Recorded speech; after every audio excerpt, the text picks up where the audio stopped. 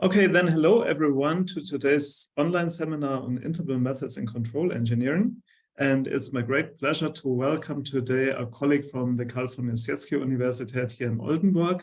Our speaker today will be Martin Fränzle, who is heading the research group of foundations and applications of systems of cyber-physical systems here in Oldenburg. And yeah, he is especially well known for lots of work on hybrid dynamic systems and also cyber-physical and human cyber-physical systems, where Martin is also working on techniques for formal verification.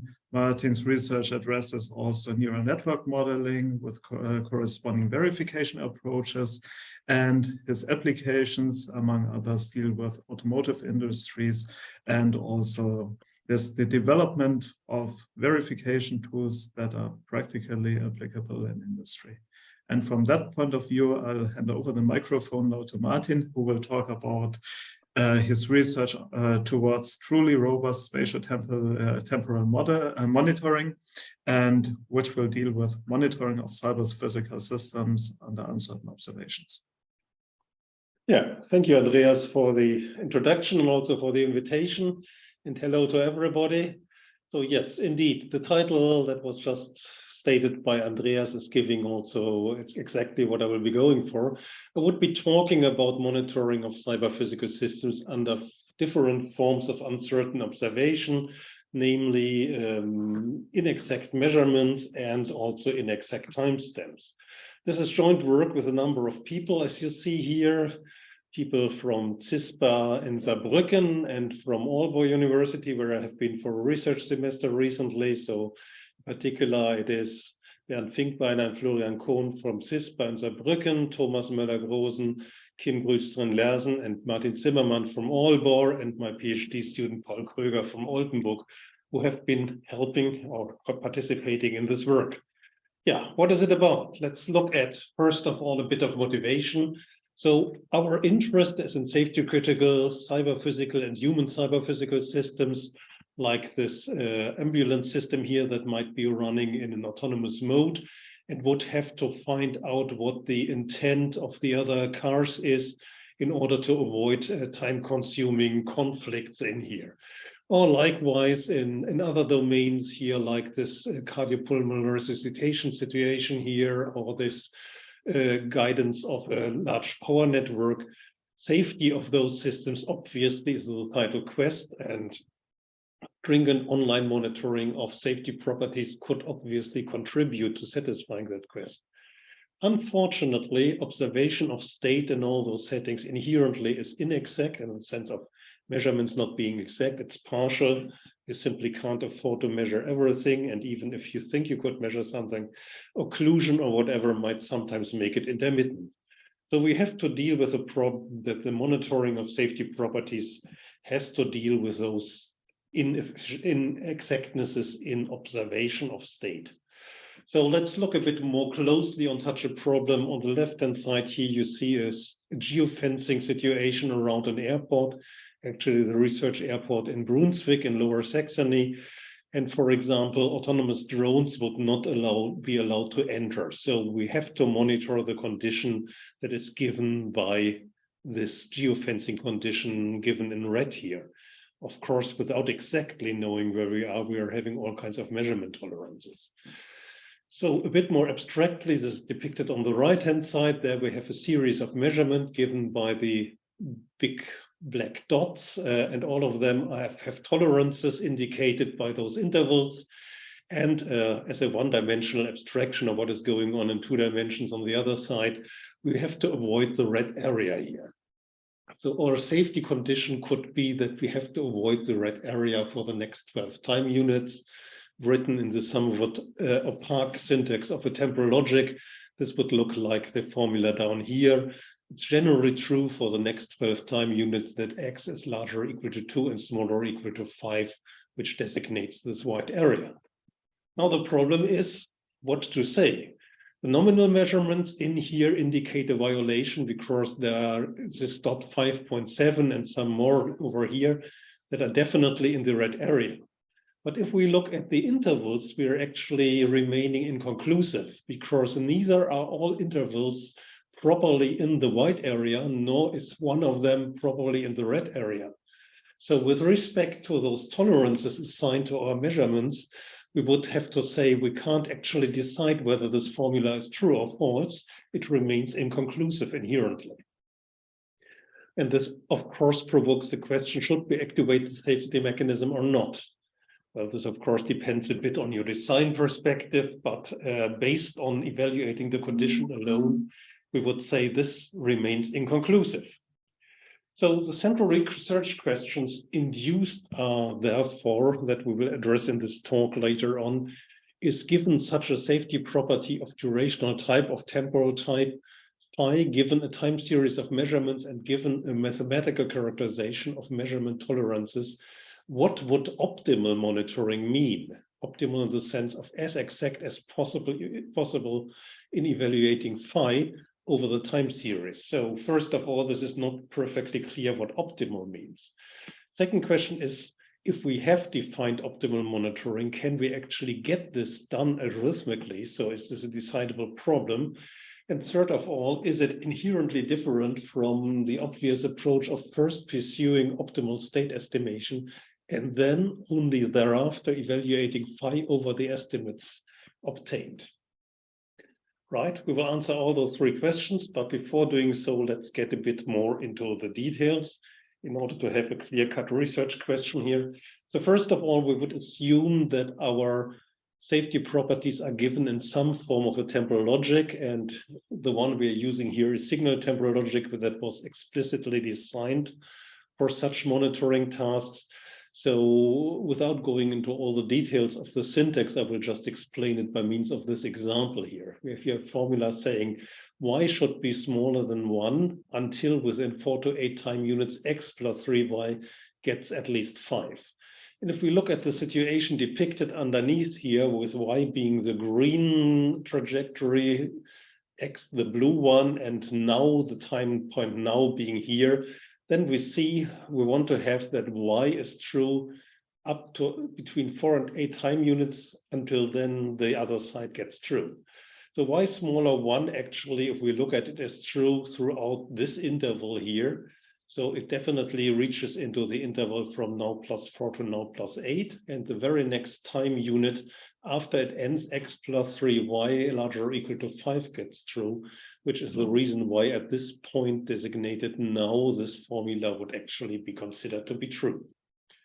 This in principle is the form of logics we are dealing with. It has this until modality with time bounds assigned to it.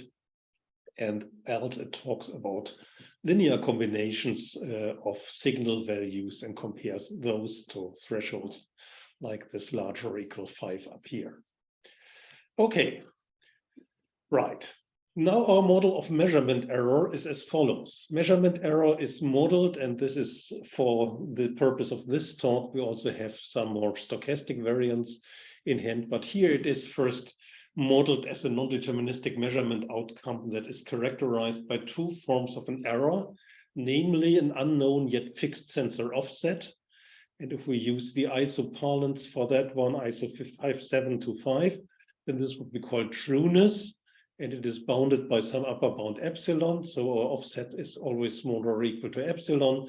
And then we have an independent per sample error called precision in the ISO norm that is bounded by some delta. So if you look at it in this graphics, then our ground truth signal might be this greenish one. And then first of all, in the measurement process, it gets a systematic offset that we don't know, but it is systematic. So there is a shift by at most epsilon to this blue line, where this shift value is unknown, it's just bounded by epsilon. And then the individual measurements are having an individual error of plus minus delta each, such that we might see this red sequence of measurements in here as a model, as a measurement series stemming from this green ground truth trajectory. Stochastic error models are, of course, also possible and would be part of future work. The specific problem is that this would require a truly stochastic semantics for signal temporal logic, which currently isn't around. So we will stick for the moment to this, let's say, non-deterministic qualitative model of measurement error, where we have an offset and a precision in per sample error. Okay, if we know the two bounds, epsilon delta, we can actually go the other way around and can say, what is the relation between ground truth values and possible measurement series, which would then constitute a relation that we can use in both directions to find out what ground truth could actually correspond to some measurement series we have observed, or vice versa. We start vice versa and say, given a ground truth trajectory tau that is assigning to the different signals x, y, z, different values, a measurement time series for some signal s called ms, measurement of s, is possible if and only if there exists an offset between minus epsilon and epsilon that is general, constant over time, and for each time point t, there furthermore exists an error, a per sample error between minus delta and delta, such that what we measure, ms at time t, is the actual value of signal s, tau of s at time t, plus the offset plus the per sample error, right? Where t is the set of time instants that we take measurements at. Okay, this is an obvious definition. We are having the offset and the per sample error. The offset is constant along time. The per sample error changes from time instant to time instant, at least potentially. And those two come on top of the ground truth value and that constitute our measurements. Having done so, we can, of course, define vice versa when a ground truth tau is consistent with a set of measurement series over different signals that we denote as those different measurement series being consistent with tau. And this simply is the case if the measurement series are all possible with respect to tau. So all those ground truths are possible that could somehow explain the measurement series given this definition up here. Now we can collect those and we call the set GT for ground truth of those vector of measurement series ms1 to msn. It's simply all the ground truth trajectories that are consistent with all the measurement series together, right? This defines our monitoring problem as follows. The monitoring problem is given a measurement time series to characterize the possible ground truth exactly and to determine the truth values of the monitoring condition phi across the possible ground truths. So look at this sketch down here. We are having time series, one per observed variable. Our previous definition assigns a set of ground truth trajectories to this vector of measurement series. And of course, this set is uncountable, which of course causes some problems in representing it. And then we say, what do we expect from this one? If phi is satisfied throughout the ground truth, so all the trajectories and the possible ground truths are satisfying phi, then we of course want a true verdict. Our monitoring should say, okay, no matter what the measurement error actually was, definitely the result is true. Likewise, if phi is violated all over the ground truth, we would like to see a false verdict here written by this bottom symbol, right? Just likewise. If there are both instances in here, some trajectories in the set of ground truth trajectories consistent with the measurement satisfy, others violate phi, then the best verdict we can give is inconclusive, because our measurement error doesn't allow us to say it's this trajectory and not that one, and some of those are satisfying, others are violating. Those are our expected verdicts. And if we are getting a procedure that would generate exactly those verdicts, we would say it's in some form an ideal or exact procedure, optimal one. So formally speaking, we would say that a monitoring algorithm is sound if whenever the expected verdict is true, whenever the monitoring verdict at the time point t is true, given the measurement series, then this implies also that it should have been true, meaning that all the trajectories from the ground truth at this time also satisfy phi. And likewise, if the monitor says false, then this should imply that false is the right value, meaning that all the ground truth trajectory at the same time point also violate phi. We also say phi is vice versa conclusive. So this one we could satisfy, of course, by always saying inconclusive. just says if I say true in my monitoring algorithm, then it should actually be correct. And if I say false, it should be correct also. Here, but it could also just resort to always saying inconclusive. So we say in monitoring algorithm is conclusive if and only if it says inconclusive, only if this is also correct, meaning that there is a trajectory tau and some tau bar, such that the one of the two satisfies phi and the other one violates phi. So a conclusive algorithm would only say inconclusive if this is exactly what we want. A last, maybe pathological case of not telling a verdict is simply by having the monitoring not terminate and not giving any verdict at all, neither true nor false nor inconclusive. So we call it complete if it doesn't do that, and then we call a monitoring algorithm exact or optimal if it's sound, conclusive, and complete, meaning it always gives a verdict, and the verdicts are as precise as possible. They are true whenever this is appropriate, false whenever this is appropriate, and inconclusive whenever this is appropriate. Can we do such is now our second question. We have now defined what optimal monitoring is. Second question was, can we actually make sure that we achieve such optimal monitoring? Let's first look at an example. The example is like this here. You have seen this graph beforehand, and let's assume that the error bars in here are actually constituted by two parts, namely the offset error bound of 0.5 and the per sample error bound also of 0.5. And our task is to decide at time t13, that is in the end of this interval, whether in this time point that is over this interval here, I, it has held that x always was between 2 and 5. Previously, we argued that this is inconclusive. But if you look more closely on this error model, then you will find out that because half of those error intervals, which give you the most exact form of state estimate we could get by a per sample optimal state estimation, but there is a correlation in between. So as the offset is global, if this nominal 0.5, 0.7 would be actually in the white area, this would mean the offset actually has to be negative, so negative that this 2.6 definitely goes into the red area, or vice versa. If this 2.6 stays in the white area, then this one definitely goes into red.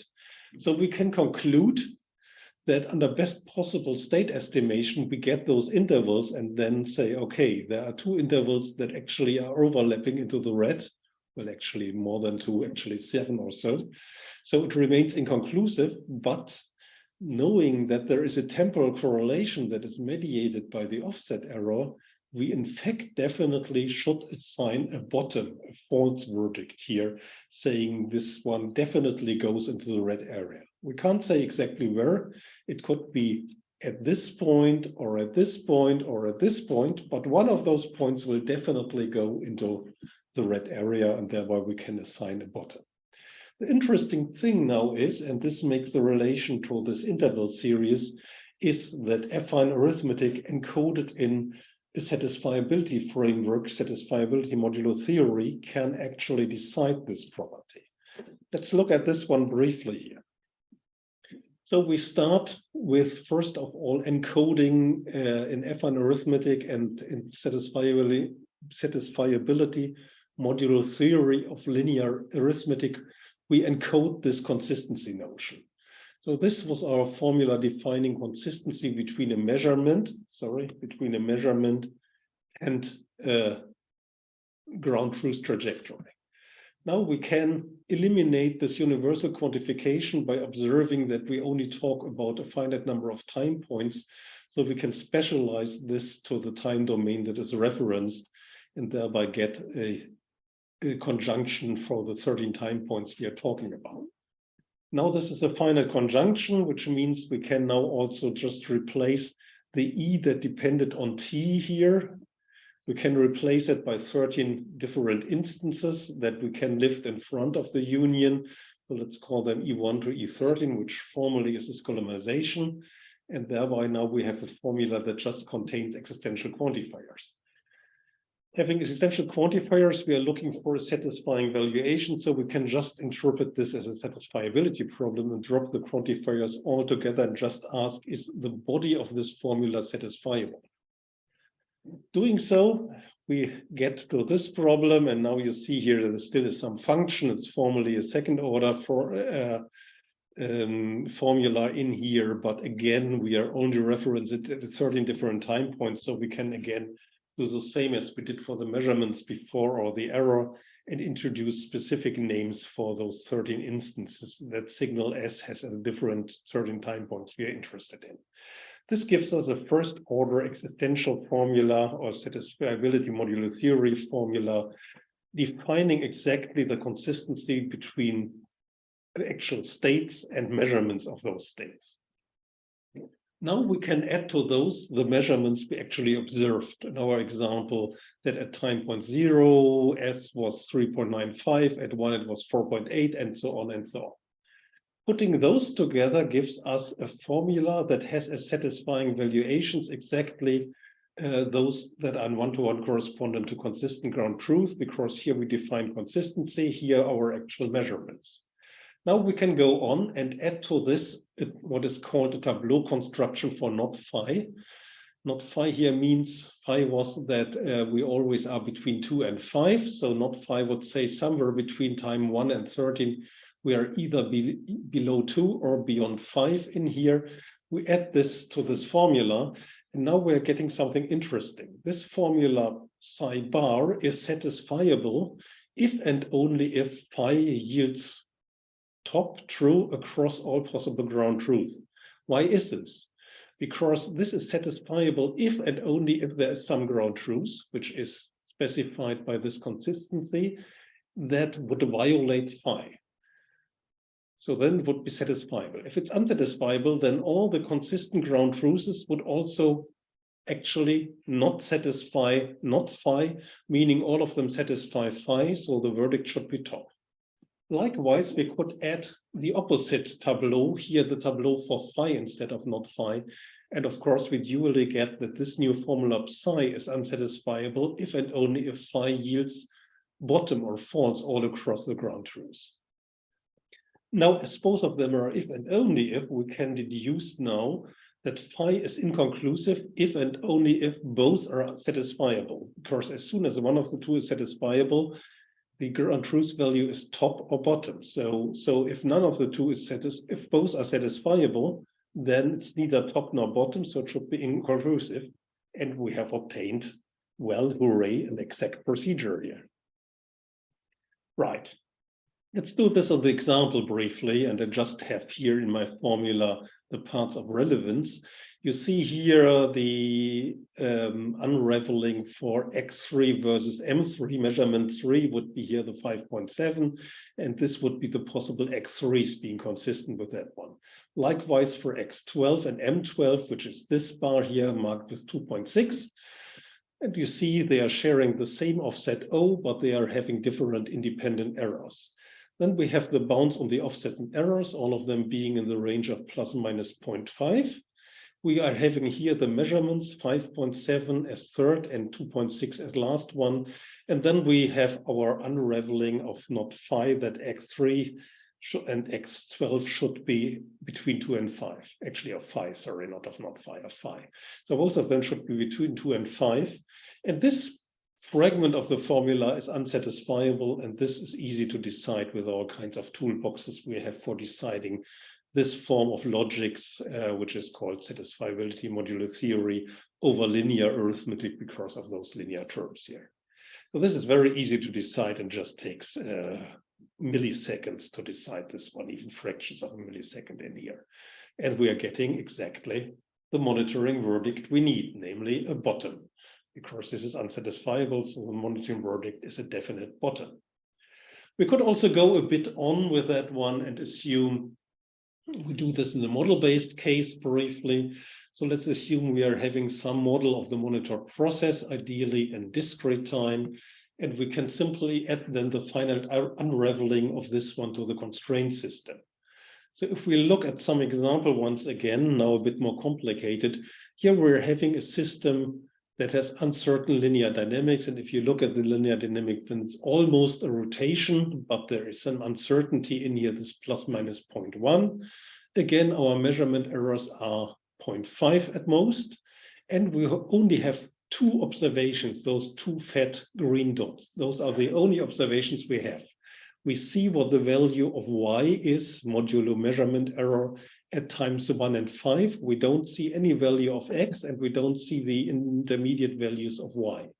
And we should decide whether it's true for the next 4 time units that y is always larger than 0.2.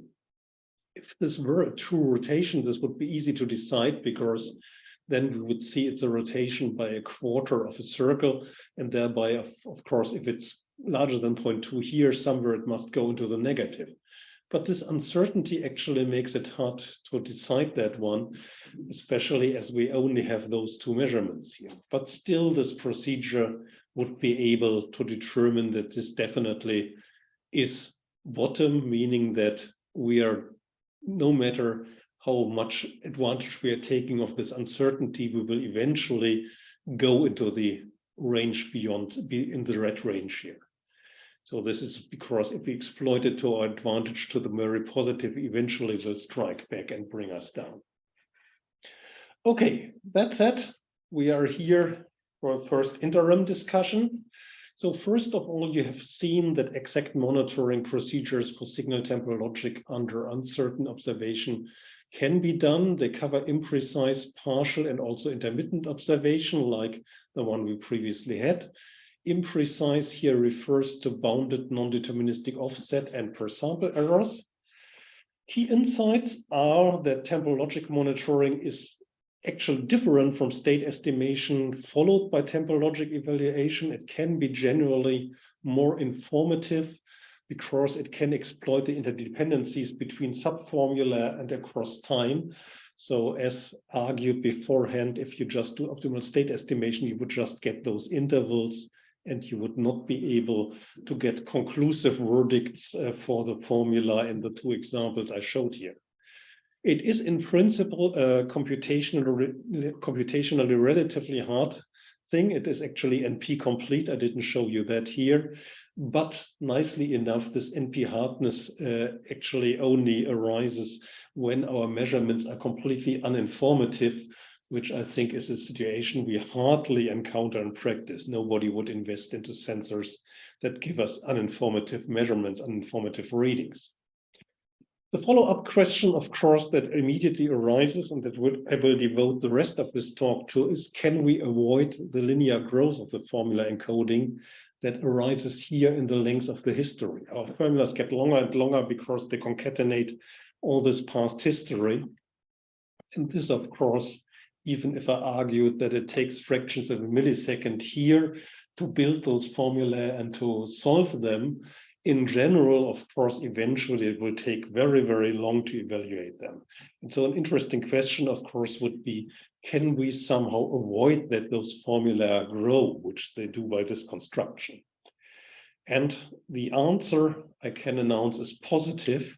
And I will show it in a slightly different setting where we managed to do this. We didn't manage it right now for STL, but the problem variant we are looking at for the rest of this talk, I think I still have a quarter of an hour, right? Yes. So, yeah, okay. So what we will look at is dense time and delayed observation. Our task here is to monitor some temporal property of a process of interest that is far away, and we can only observe it and interact with it via delayed channels. Let's assume this Rosetta satellite here in outer space. We are trying to observe its state from the Earth, and of course, there's quite a bit of delay in here, right? Delay is a problem, a pronounced warning by George Canning. He has briefly been Prime Minister of the Great Britain, of the UK, very shortly so, until Liz Truss. He had for many, many years the record of being the shortest lived Prime Minister of Great Britain. And he made this famous quote, "Indecision and delays are the parents of failure," which they could well be in this setting here. So what are we dealing with? we are dealing with all kinds of settings where our state observation is delayed, maybe by signal converters, maybe by networks like this in-car network system here, or by sensor networks. And we have to monitor some system S, which actually is a black box for us, that emits non-timestamped events to some channel Shen. Shen, we assume for the moment, delivers its events in order, but delivers them with an unknown delay delta that is between two bounds, which may be trivial, lower bound 0, upper bound infinity, and has furthermore a per event jitter that I actually will skip over the rest of this talk for simplicity and just talk about the delay. So we have an unknown delay, and the property we are trying to monitor assigns times to when we expect signals. And for technical reasons, we would assume here that this is given by what is called a timed automaton. A timed automaton, for those of you not having encountered those beasts, is something like this here, is essentially a finite automaton that is augmented with clocks. You see here this X, and clocks can be queried. We can here say we are only allowed to stay in opening as long as this clock X, which is reset here, is smaller or equal to 6, and we can only take this transition if it is 6.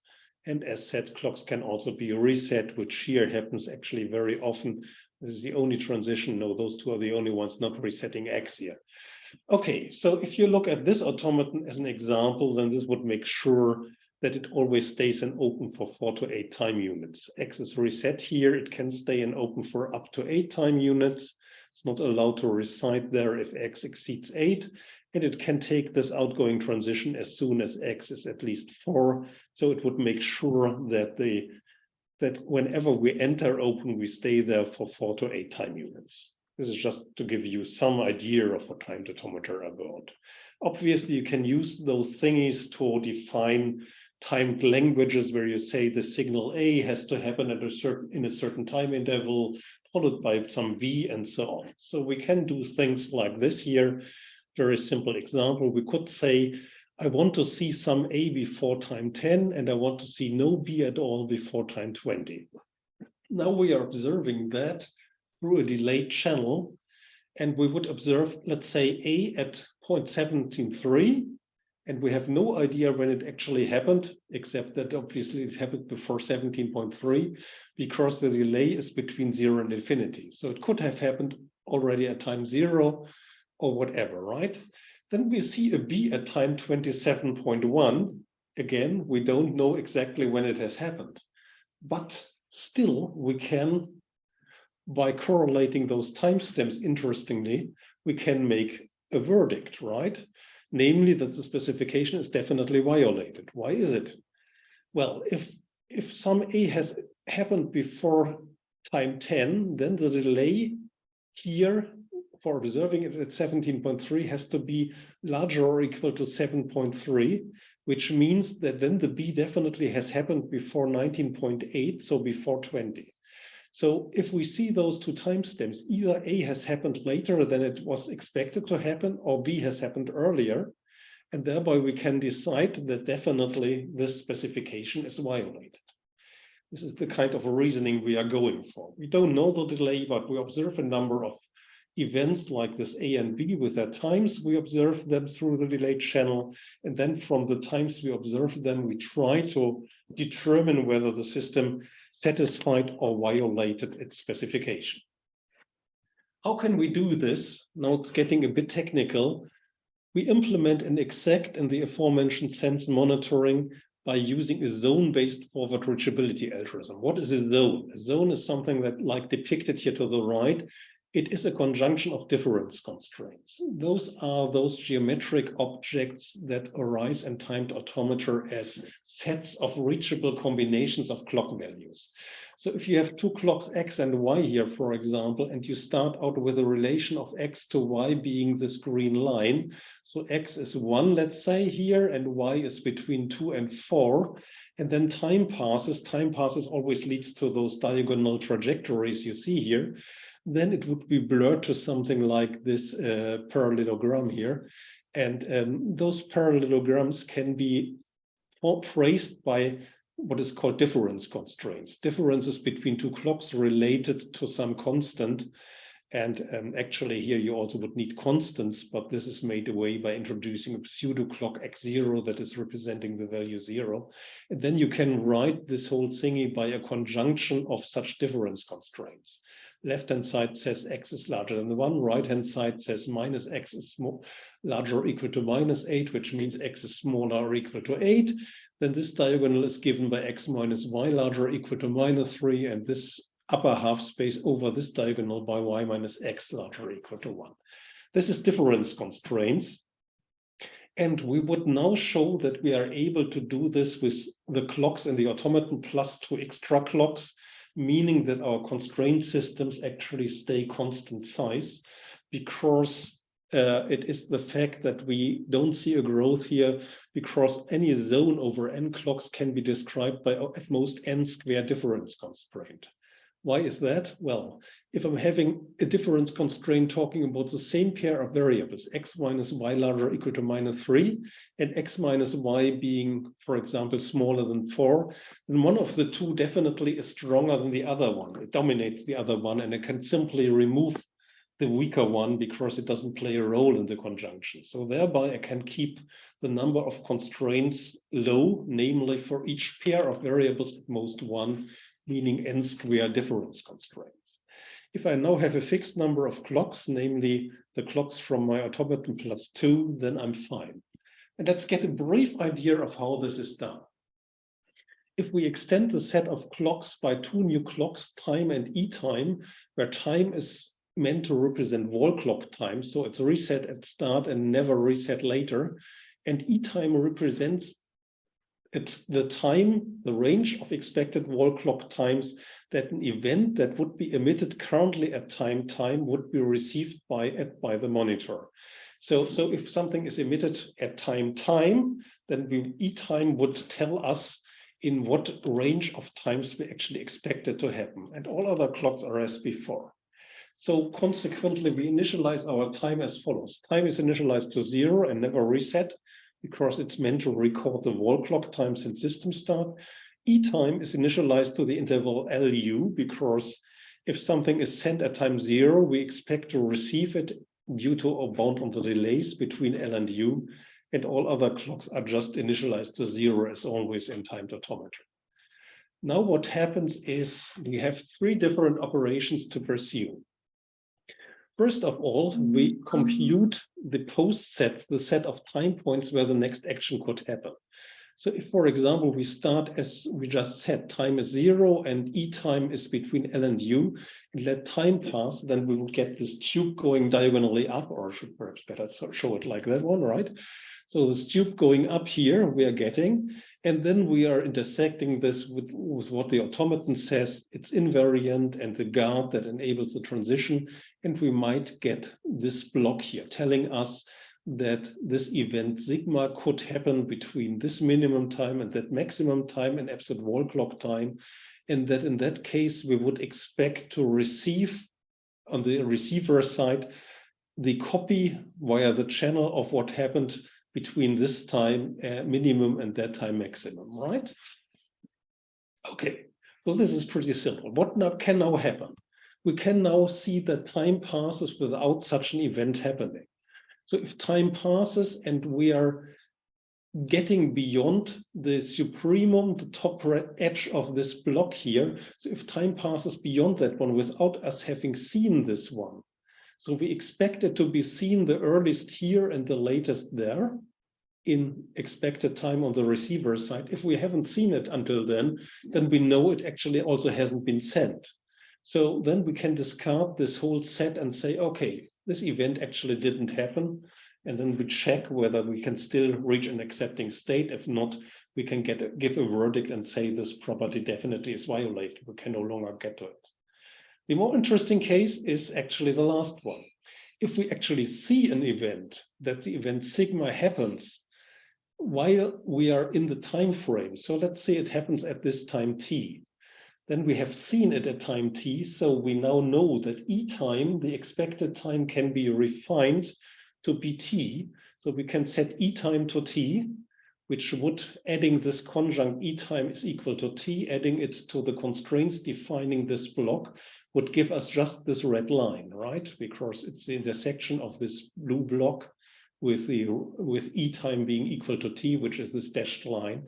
So we are now having just this line here, which tells us that the real time we received it was t, and therefore infers that the time it was actually issued by the system we are observing via the delayed channel was between here and here, right? And now the interesting thing happens. This has actually made us learn a bit about the factual delay, because if we let time pass again from this line, then it would look like this one. It would again give us this blurring along the timeline. And you see here, this block now is much narrower than this one, because we have learned a bit about the possible actual delay. Namely, the actual delay previously was as large as this here, and now it has been refined. And it could, of course, eventually get empty and tell us, no matter what the actual delay was, this now is inconsistent. It can no longer be satisfied. This, again, we do here. We subsequently compute all the sets accepting states, whether accepting states are still reachable from this set here, from the red line.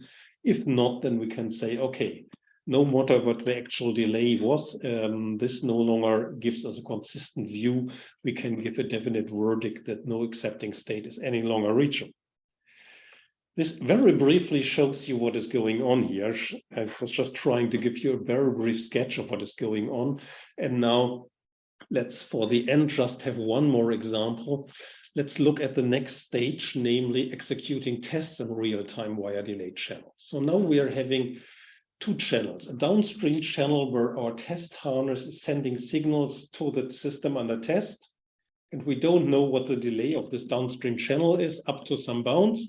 And then the system under test responds again via a delayed channel and sends something back.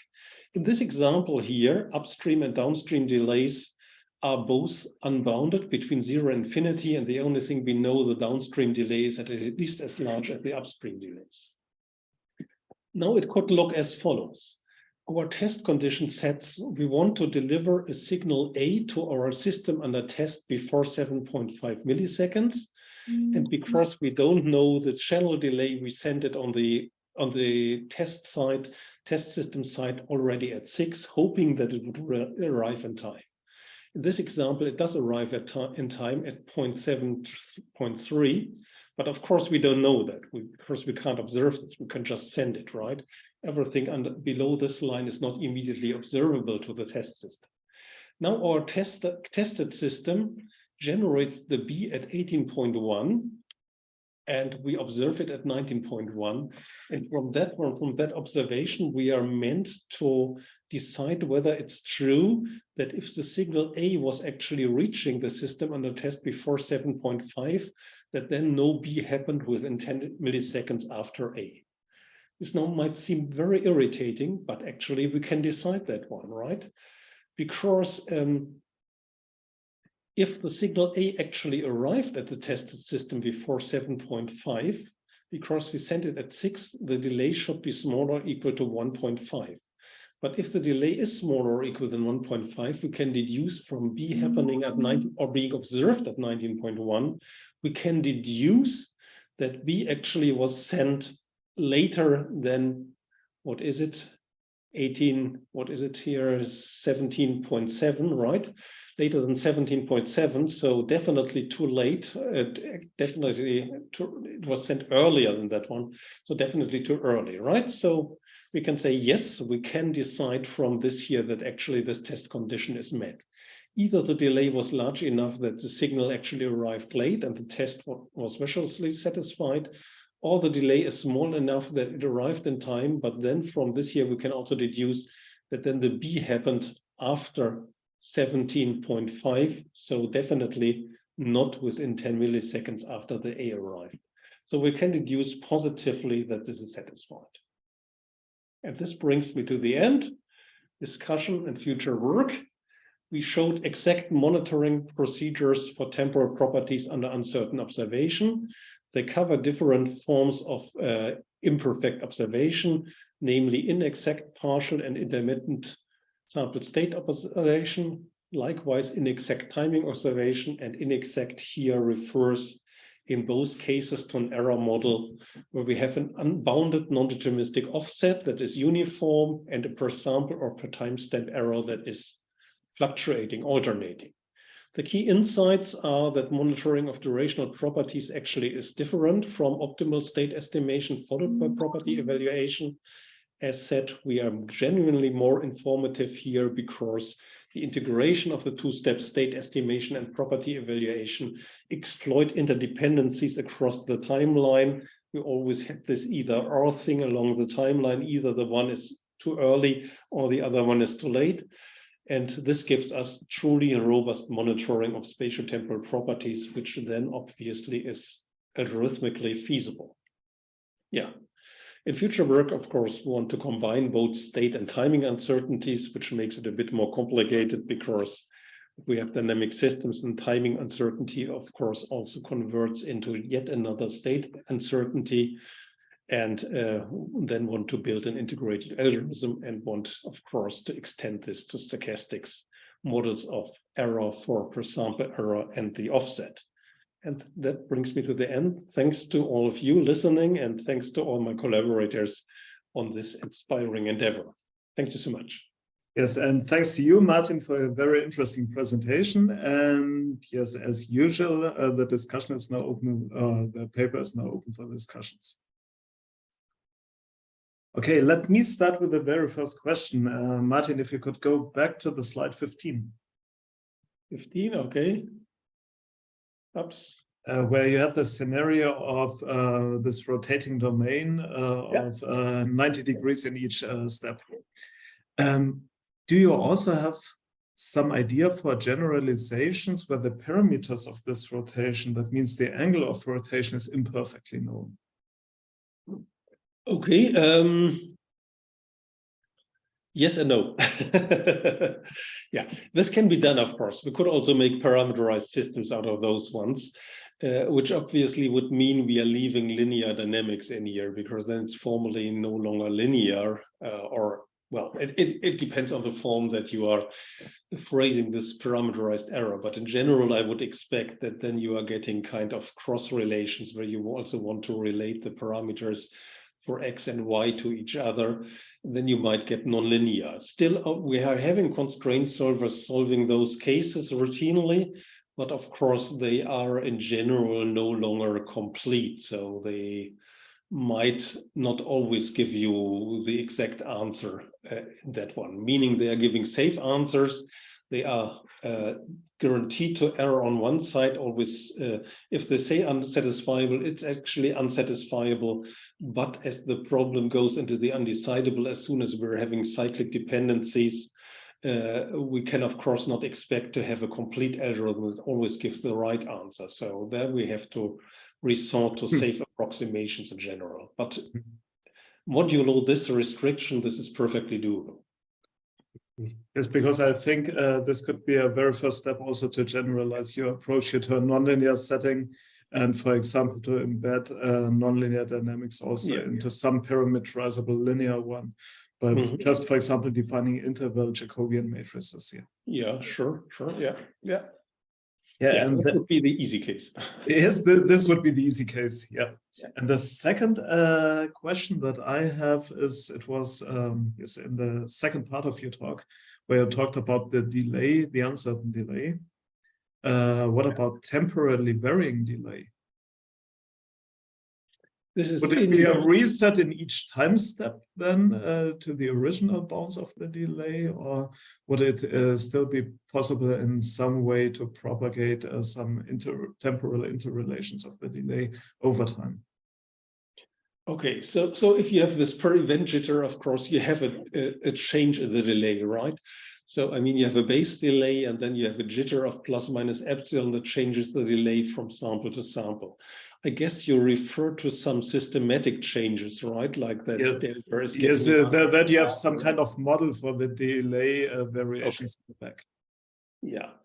Okay, this can in principle be done, but I'm very sure that the geometric shapes then no longer would be expressible by difference logic, which then of course would destroy this property that our constraint systems have constant size, because as soon as you have some form of bends in the borders of these ones here, you need at least linear arithmetic, maybe if the bends are not piecewise linear, even more. And then of course you don't have this dominance property that if you have a constraint between two different clocks, that the one definitely dominates the other one and you can just throw away one of the two.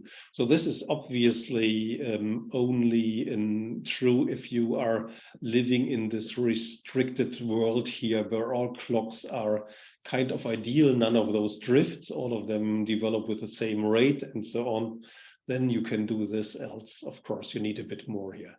But this is also the reason why we shifted to this timestamp domain here, because there are reasonable models where specifications assume something like a global observer having ideal clocks, and then you could reason about those and get to those simple geometric shapes where you have a dominance order between constraints. This is not true in general, of course. Okay, great. Many thanks, Martin, for answering my questions. Do we have anyone else in the audience who has a question? Let's see if there's something in the chat or someone has raised a hand. Or otherwise, just unmute yourself and go ahead and ask the question.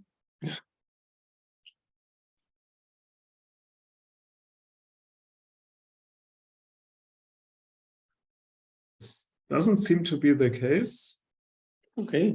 Yeah, that means everything has been perfectly clear. And yes, many thanks again, Martin, for presenting your research activities in our online seminar. And yes, the only thing that is now left to me is I wish every one of you a nice remaining Friday afternoon. Have a nice weekend, and we'll meet each other again on Friday in 2 weeks for the next edition of our seminar. Okay. Yeah, thank you all and goodbye.